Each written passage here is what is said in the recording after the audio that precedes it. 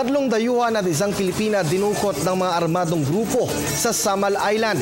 Alamin natin ang kabuuang detalye mula sa aming kasamang si Peng Alinio ng Radyo ng Bayan Davao. Walang humpay sa pagtugi sa mga miyembro ng pulisya ng Police Regional Office of PRO 11. Ang ahensya ng pamahalaan para tugisin ang dumukot sa dalawang Canadian at isang Norwegian na umano'y manager ng marina sa Ocean View Resort. At isang Pinay na persahang isinakay sa isang pump bandang alas 11 ng gabi Lunes sa Ocean View Resort sa isla ng Island Garden City of Samal o Igapos.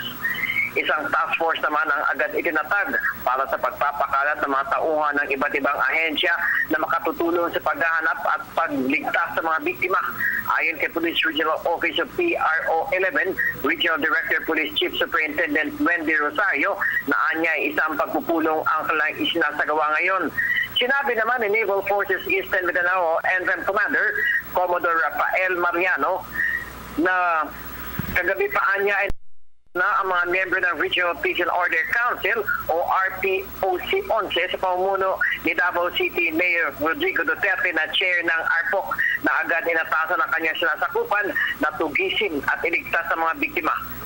Ayon kay Police Senior Superintendent Samuel Gandingan, Provincial Director ng Davao del Norte Provincial Police Office of DNPPO, na agad na nakarating sa lugar na tatlong di nakikilalang lalaki na armado ng matataas na kalibreng armas ang dumating sa nasabing resort sa may barangay Kamudmud, Babak, Samal Island, at dinukod ang mag-asawa na Canadian, isang Norwegian at isa pang Canadian na walang nagawa dahil sa nakatutok na armas sa kanila at persahang isinakay sa kanilang motorized bangka na siyang nakita sa CCTV. Ngayon hindi pa alam kung saan sila dinala. Ang mga dinukot ay sina John Rizal at Robert Hall, pawang Canadian, at Jartan Sekingstad, isang Norwegian at isang Pilipina. Para sa Telebisyon ng Bayan, Peng Alinio, Radyo ng Bayan, Davao.